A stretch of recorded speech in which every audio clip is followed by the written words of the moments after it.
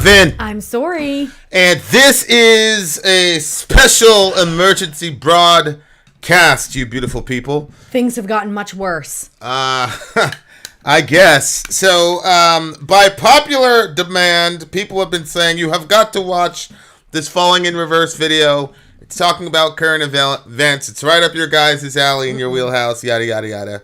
You guys are Christians, so you have to watch this. Is the thumbnail up?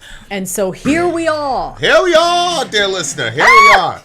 So, if you didn't know us, we're two Christians, Vin and Sori. We react to YouTube videos. If you, dear listener, would like your song reviewed, there is a way to get that done. There's going to be a message at the end of this video. If you're interested, stick around at the end of the video. We'll put it out there for you if you would like your wonderful song reviewed. Having said that, dear listener, you don't really care about that. What you care about right now is this band called Falling in the Reverse.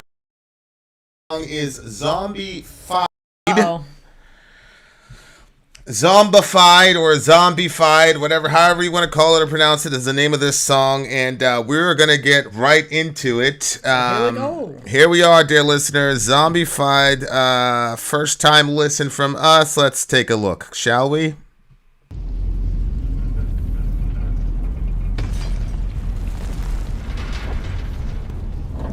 Looks like we're in some post-apocalyptic situation here at City Hall.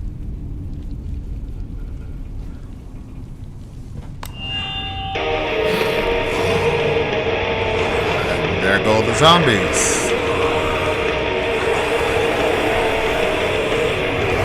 Zombified.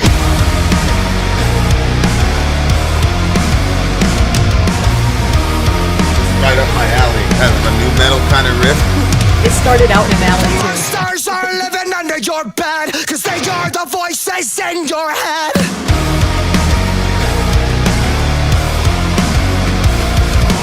Zombified by the lies they said, we've become the walking dead. Cause everybody's at an edge. Oh no, they'll never let go. Something you said 10 years ago. They're canceling you. And they won't stop till everybody's zombified. They're bumping us with lies like it's formaldehyde. We're dead inside. It goes on and on, let this go. When it stops, we'll never know. We're hypnotized. And they won't stop till you're zombified. Whoa. That is Okay, so this is the whole cancel culture stuff, yeah. right? Yep, absolutely. So, okay, here's what he said in the lyrics. The monsters aren't living under your bed because they're the... Oh, that's why they had the Uncle Sam wants you. Yeah. But it was he wants your brain. Brains. Yeah. Okay, so they want to control the way you think. Mm-hmm. So zombies eat your brain. They want to control the way you think. So you're zombified by people controlling the way you think, basically. Yeah. Yeah, and I mean, you see that. You can see how people don't think through stuff in, like, automatically people just want to get canceled instead of having, like, an actual conversation about stuff. Because, you know, there's some stuff, I think that there's some stuff that's like, okay, that needs to stop. You know, if it's just something completely crazy. But I do think that there's a situation, if the conversation was had out, you might learn some new things, you know? Well, who's the determiner though of like when you say, oh, there's some things where we have to draw the line. Who determines that? But I would say anything that would kind of go in the same thing as, you know, like fire in a crowded room, that right. sort of thing, like something that's going to incite that sort of stuff. Or, well, that's difficult because, you know, sometimes we're watching something and it's dated back, and some of the things that the jokes that they say and the things that I'm like, that's not right. They all shouldn't the comedy be saying stuff that. would not. Yeah. We always look at we always say like this could never be. Yeah. You know, like Arrested Development. There's a bunch of stuff in there that would not fly in this day and age. Yeah. Yeah. They'll never let go of something you said 10 years ago. Yeah. I don't. Yikes. Honest to goodness, I almost didn't do this channel because of that. Really? Yeah, because you're on camera all the time, and people's opinions change, your mindsets change. I might say something today that 5 years from now I'll be like, well, I don't agree with that at all anymore. But once you say it on camera, for some reason, people think that that's it now. This is what they mean, and this is how they are. This is how they always will be. It's very weird that camera, yeah, but there's also Twitter. Yeah, Twitter and any of those things. Like anytime you put something out there in the public, then everybody that becomes the sum total of who you are.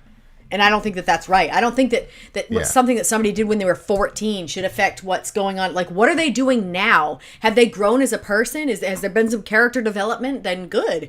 But if they're the same person, well, then yeah, you can use what they said then. But if they've changed and they've demonstrated that there's been some change. All right, let's go back.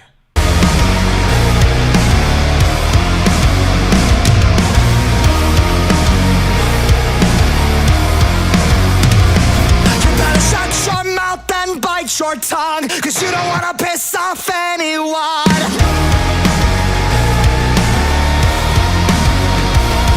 We're traumatized by the damage done. Welcome to America.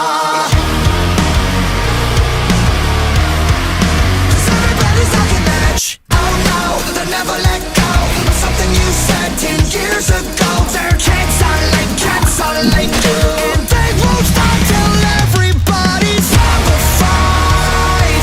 They're pumping us with lies like it's formaldehyde. We're dead inside. It goes on and on, let this go. When it stops, we'll never know. We're hypnotized, and they won't stop till you're Zombified. Holy shit.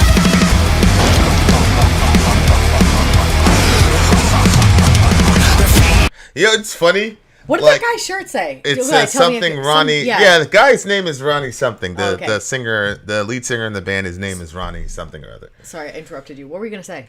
Well, zombies are like the last kind of like humanoid thing that you can kill with impunity where people don't get mad at you. Yeah. But it's interesting. This guy is really smart because he's basically saying, like, I'd love to shoot all you people. The guy's and wearing run like you over with my he's car. wearing an F Ronnie shirt. Yeah. And but it's very he's very intelligent, this guy. Because I'm assuming he came up with the concept of the video because, I mean, you basically get to shoot the people who are saying all types of craziness about you, but it's zombies, so it's okay. That's a little. You see what you did there? That's a little jujitsu. Shout out to the homie. That's a little bit of jujitsu there. A little bit of jujitsu. This reminded me of The Walking Dead.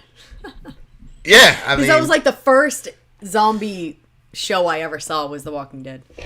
All right, carry on. Yeah, remember you told me about zombies and I'm like, what? Oh yeah. And you were like, that was I'm your gonna show you a show. Yeah, your first Walking Dead experience. For sure. Oh, such a strict. off your broken mind. They won't they multiply.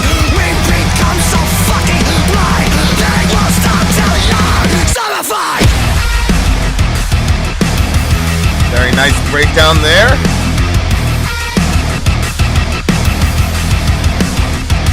Pick it up.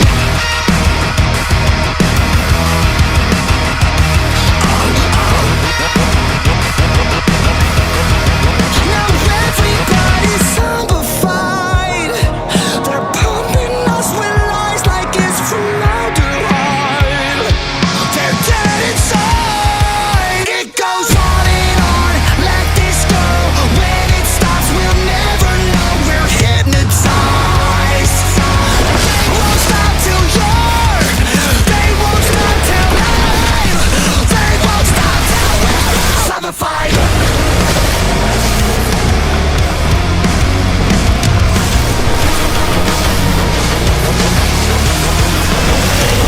Zombified. Oh, they ended up losing in the end. They got Oh consumed. my gosh! They got consumed by the monster. I did not expect that. I thought they were gonna win. I was like, did yeah, too. it's all smart. I was You like, get to they're shoot gonna all the come- zombies. yes. Then he got consumed, but it wasn't. The zombie didn't eat him. It was some dragon. Yeah. Which I think makes sense. Like, if you think that there's like a secret cabal in the back that's running cancel culture, then all the zombies would be the people who follow cancel culture. Yeah.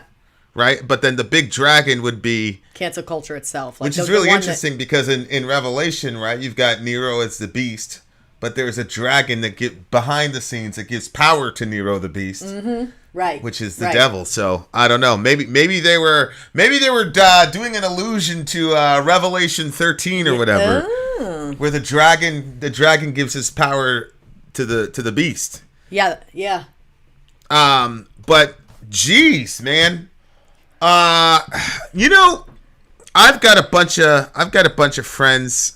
I don't know if, well, one of them is really a right winger for sure. Shout out to MDeath fan. And he always posts me these Joe Rogan interviews. Mm-hmm. And they just recently had this guy, is it Malone? So we did McCullough, and then the next one is Malone, who had a hand in the mRNA vaccine. Okay.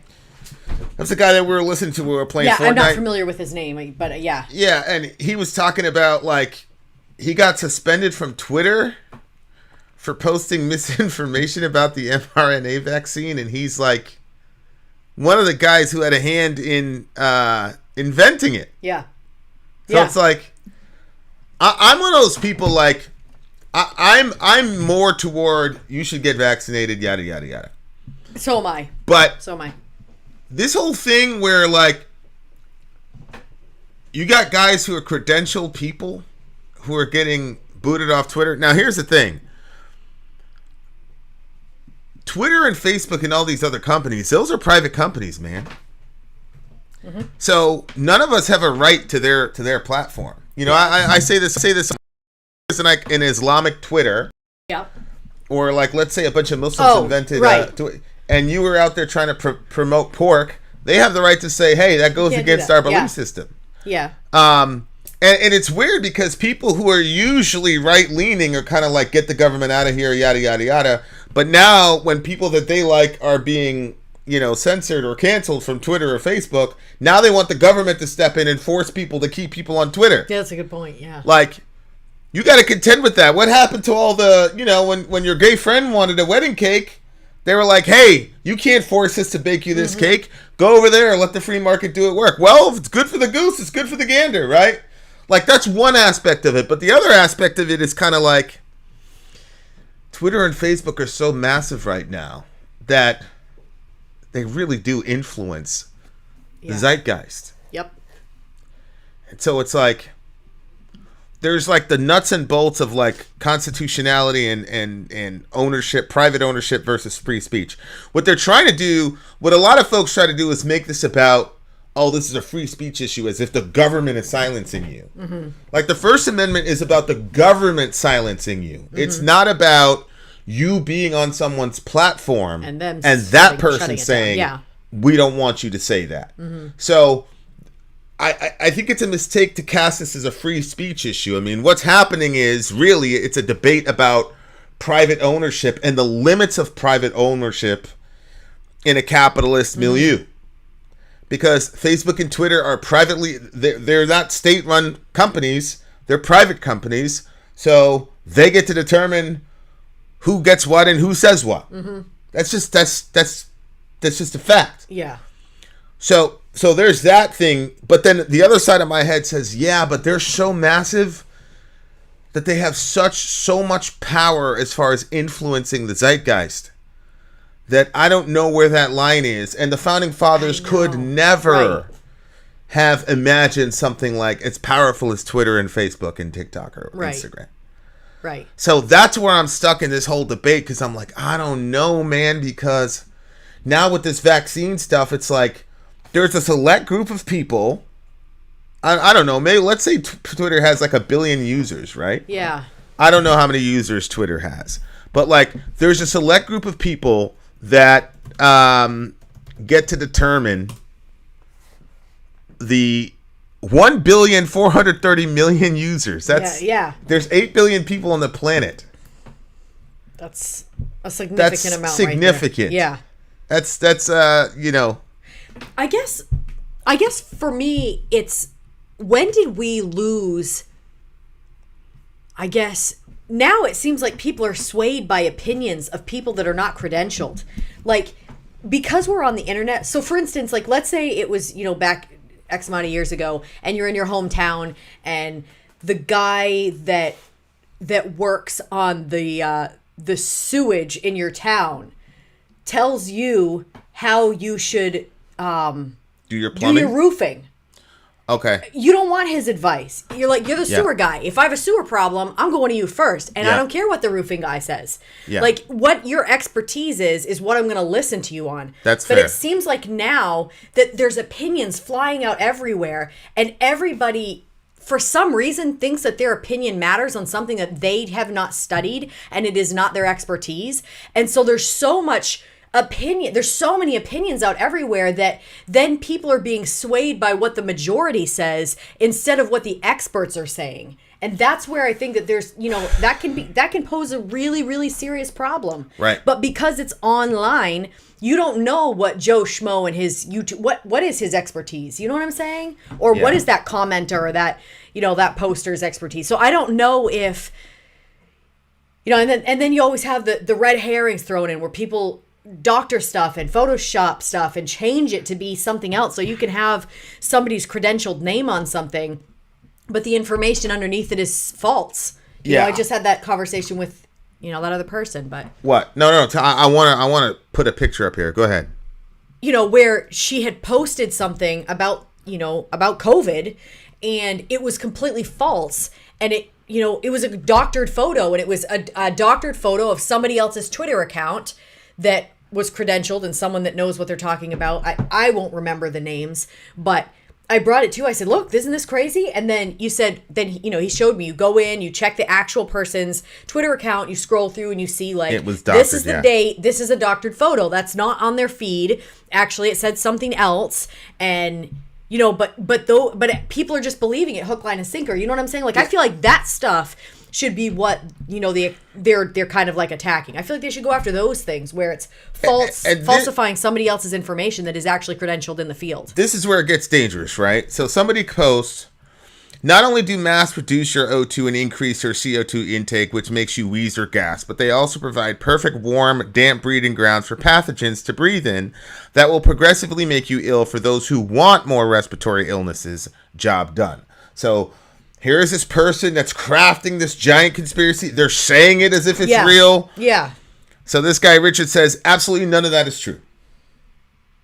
Person response, and your exact qualifications for stating that are? And what are your exact qualifications for stating what you said? Oh, this is the first guy. So the guy responds, a degree in medicine and fellowship of the Royal College of Anesthetics, for which I was examined in respiratory physiology and the mechanics of gastroenterology. What are yours? No response. No response. And like, that's where you run into, if you're Twitter or Facebook, like we're dealing with a product, and we're about to sell a product and all that, and we product tested it on our own people before we leave it out to the masses. Because there's an ethical, but the problem is like, if you're Facebook and Twitter, right, people die because of misinformation. I know. Especially when it comes to this COVID stuff. There was recently a guy, and it's in pretty poor taste, but there was this guy. He was a right-wing talk show guy, and he was spouting all these conspiracy theories about the jab and all this, and he went to this thing in Dallas, and you can see on his feed. You could see on his feed that he was saying like, yeah, this is great. And they were all mocking the jab and all this. And then he starts dying. He starts progressively complaining about these COVID symptoms. And he says, oh, I just had bronchitis, yada, yada, yada. Well, he died. He died last week. So it's like, man, I mean, that stuff. And it's the same thing on our side. You had Christians. You had John MacArthur last year saying there is no pandemic. Yep. And then, you guys are not in our world, but in the Christian world, John MacArthur is like, he's a big deal. I mean, the president. I mean, the only person that's got more influence over evangelicals than John MacArthur is Donald Trump. And And he said last year, there is no pandemic. His entire congregation went up and clapping and all this. And then they got a back and forth with California because we were doing the shutdowns or whatever. And I don't agree with shutdowns, by the way. But you don't or do? I don't. And I'll explain maybe later. But so MacArthur says there's no pandemic and we're going to keep having services and we're not going to do masks and all that and we're going to worship God and all this. And they got in a lawsuit with California. California settled the suit. And then what ended up happening was all of a sudden MacArthur was out for 2 weeks. Just to be clear, the Bible has stuff in there where if somebody is sick, they cover their face. Yes. And they stay distanced from people. That is in the Bible. So. Yes. You're supposed to cover your nose, the lower part of your face, and say unclean, unclean, and people are supposed to stay away from you if you have a pathogenic disease. I mean, that's just a fact. That's in the Bible. That's as far back as the Old Testament. And so John MacArthur gets up there. There is no pandemic. He's allowed to say that. And then mysteriously, 2 or 3 weeks later, he starts missing services and he tells people, oh, services canceled. So you can have more time with your families. Then the next year, so he said that in 2020. Then in the next year, he's talking and he goes, yeah, me and my wife and Phil is his right-hand man who basically lives with him. He goes, yeah, we all got sick and, yada, yada, yada. Now, John MacArthur's a multimillionaire, and I'm not mad at him for being a multimillionaire because he writes books and he does shows and all that. So, but as a multimillionaire, you're getting tip-top care. Right. And he says, yeah, we caught it during the pandemic. He said it without any irony. The doctor's probably coming to your house. You're not sitting in the ER. Yeah, exactly. You got a live-in doctor who can visit him. He gets primo care. And so him and his wife and Phil Johnson made it out. But when he got struck with the pandemic, he didn't say anything about that. See, that's the problem. If you realize that you're wrong, say you're wrong. Right. And the fact that people won't do it and they know that people are dying with the misinformation, I think it is so evil. Yeah, that's evil. We're saying that as Christians because MacArthur went off. He said that, and then the year later he talks about him and his wife and Phil. They got the pandemic, and then he goes, people died, and he basically said none of that can be proven to be our fault. It's like that's not the standard. Like I've got friends who literally lost family members. I know. Family members died.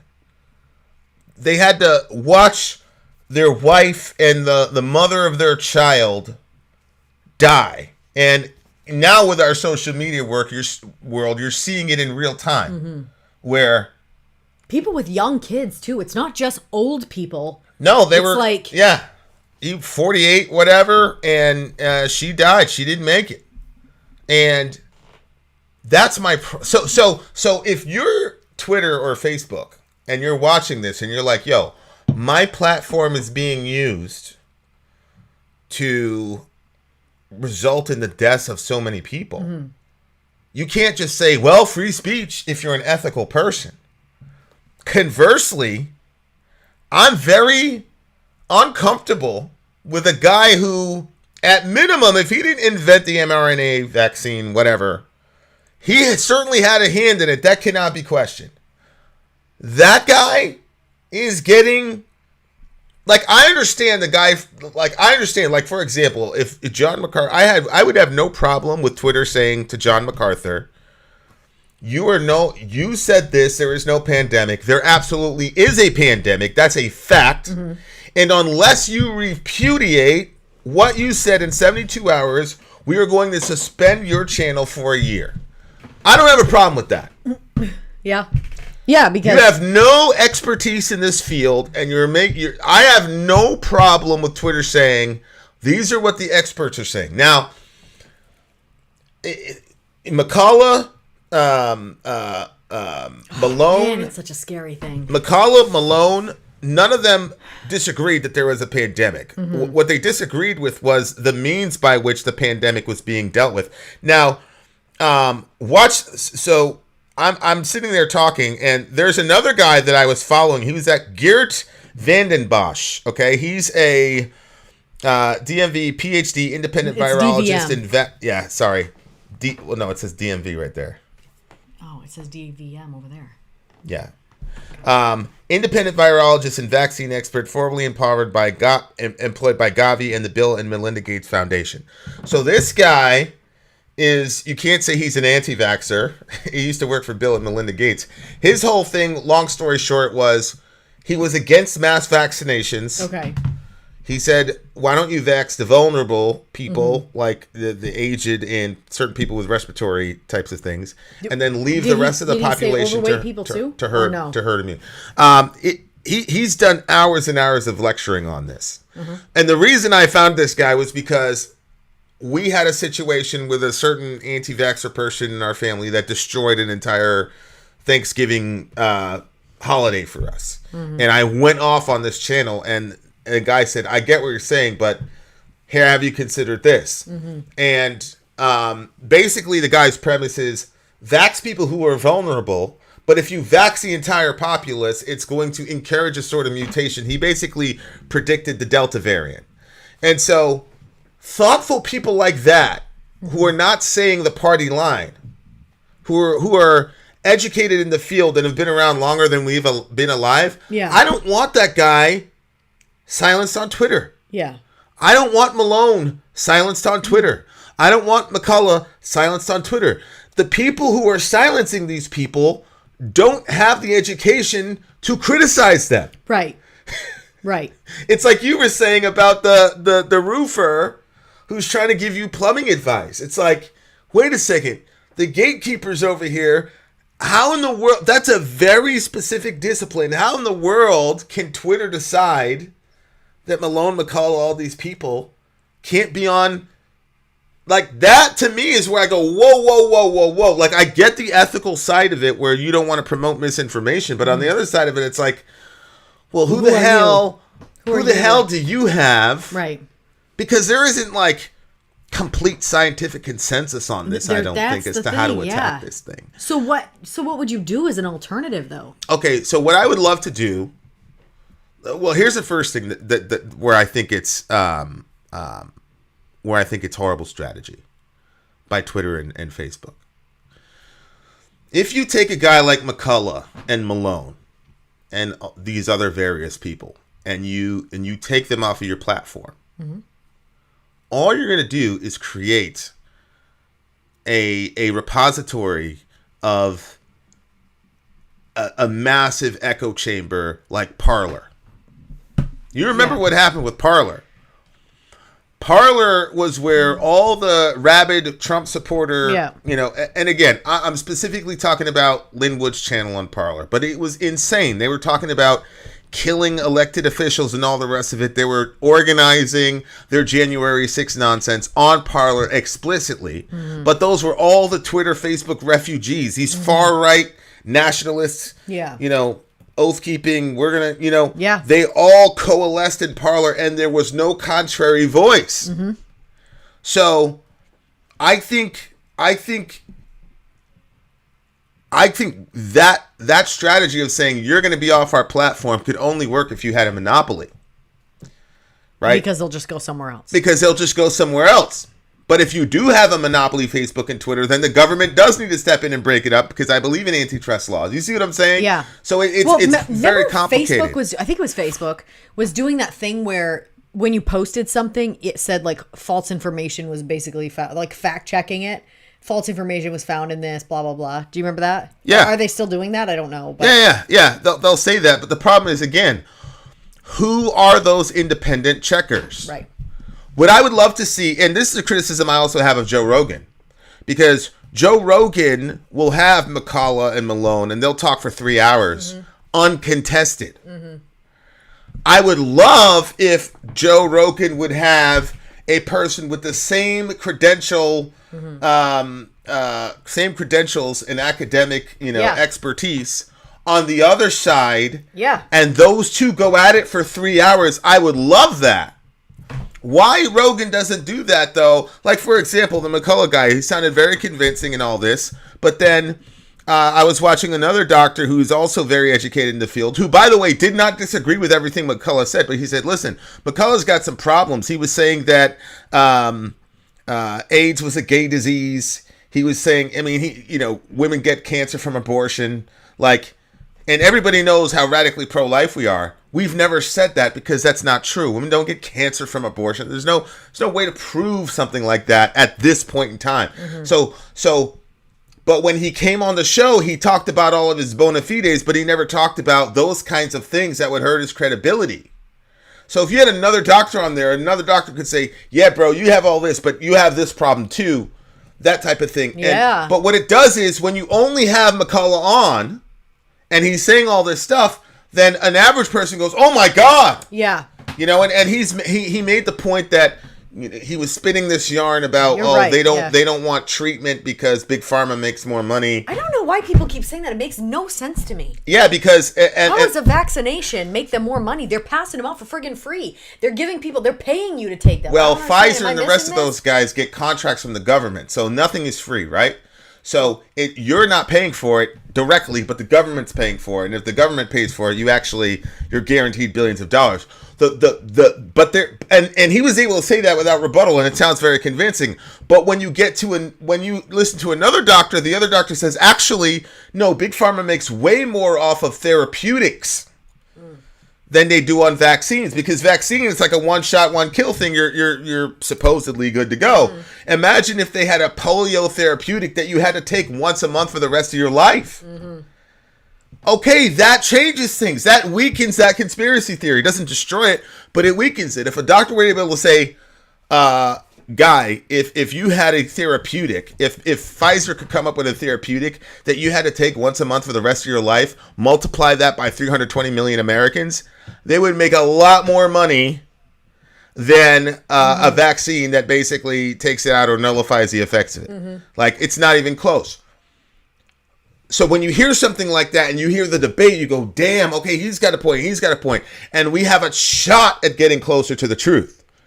But what I'm seeing happening is Twitter's saying, nope, we only want one narrative.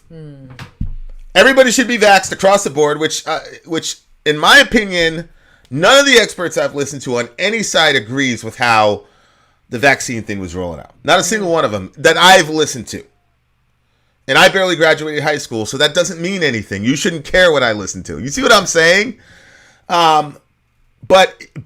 So Twitter, Facebook, all the mainstream guys, they've got one narrative.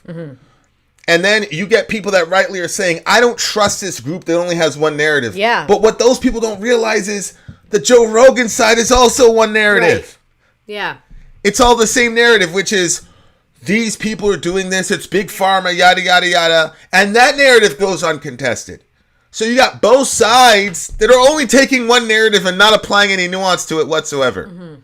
But there's this deceptive element to it because you're not in the mainstream. So because you're not in the mainstream, you don't believe that you're a sheep. But guess what? Spotify is owned by Google. So it's not like Joe Rogan is like this completely independent thinker. His company's owned by Google. Which also owns YouTube, by the way, which is very, very interesting. He gets banned on YouTube. No, that didn't make any sense. Owned by Google, but not on Spotify, owned by Google. And to me, it's. I say to myself, okay, Google seems to be playing both sides against the middle here. So on the one hand, they can appeal to all their left-wing mainstream friends and say, look, we're taking a stand about this thing. But on the other hand, they can appeal to the right-wingers and Joe Rogan crowd on Spotify and saying, we're allowing free speech. It's the same freaking company. Yeah. It's the same company. So what if, like, Twitter had, maybe I'm oversimplifying this. What if they had, you know, you have to have a verified account. So once you become big enough, you verify that you are who you say you are. Yeah. So what if Twitter had like two tabs when you sign into Twitter? One was your regular Twitter feed. And then the other one was basically the Corona feed. And so when you want to get information on Corona, you can go. And the only people talking on the Corona tab are X amount of experts from both sides. And you can read through the experts battling it out in the Corona tab. So that we're not talking about it at all. You're able to see the discussion, and maybe even just regular people could be in the comment section of it. I don't know, but you can't have so much that we can't get to the actual information. It's a good idea. No, it's a really good idea. We need to have things like that. We need to have debates. I think this heavy-handed you say something that's outside of the mainstream or outside of this package of ideas, we're gonna, cancel you, deplatform you, whatever. Like, I think, and the other thing is, I think that, I mean, now it's become, Joe Rogan has become sort of been the poster boy for supposed free speech, but I think if those groups stop making enemies out of Rogan and said, okay, let's work together. Let's get the Surgeon General, the head of the CDC.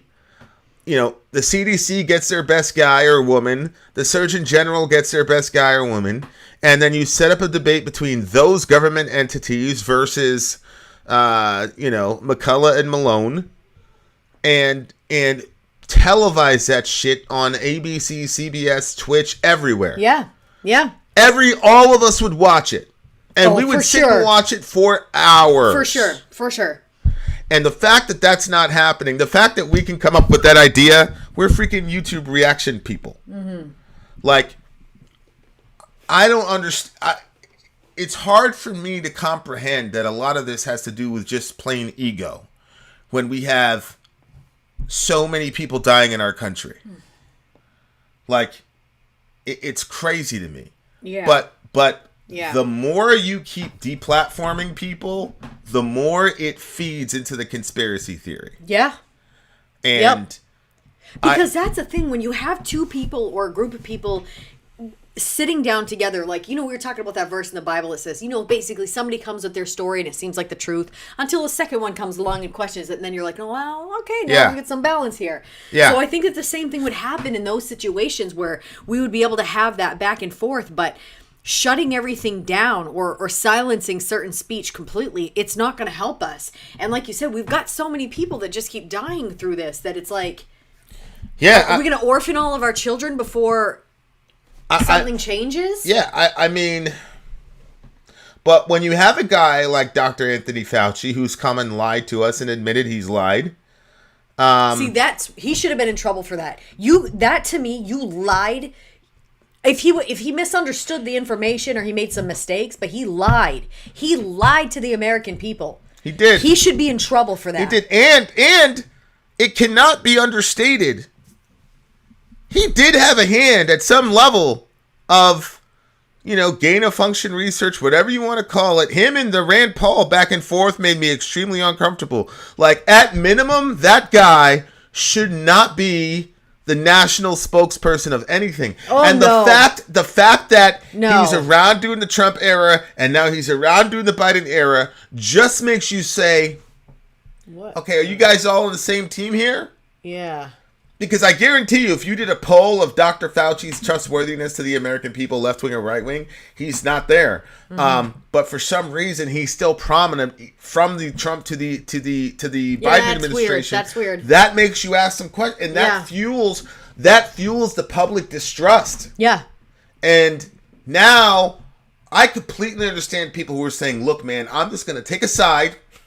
I'm going to roll with that side because every second there's another thing that's getting revealed and none of this shit makes sense." Mm-hmm. How Fauci's still around, how he's able to go on these shows without irony and make all these pronouncements is insane to me. Nobody trusts that guy. Nobody believes him. Yeah. Why is he there? I don't know. I think that's very, very odd. They should have got rid of him a long time ago because that makes us question the government even more. Well, yeah. It's like, okay, you're going to keep this guy. He's obviously lied to us. Why are you going to let him just sit there and keep talking to us? Exactly. If they would have gone hard against him, then you could say, oh, okay, like, they are trying to get to some truth. But, like, now, I don't know, put Hillary, put him, like, you know what I'm saying? Like... Yeah, that's I have a serious problem with that because then it fuels public distrust. Absolutely. Like, Biden should go up there and say, look, Fauci's got a lot of cool stuff to say, yada, yada, yada, but... he's lost our trust in this government, and I'm sure you, as the American people, he's lost our trust. Mm-hmm. And Biden should be doing some sort of roundtable every day with experts on both sides. Mm-hmm. Because you said who should do that? I'm saying Biden in the sense that somebody from his administration. Okay.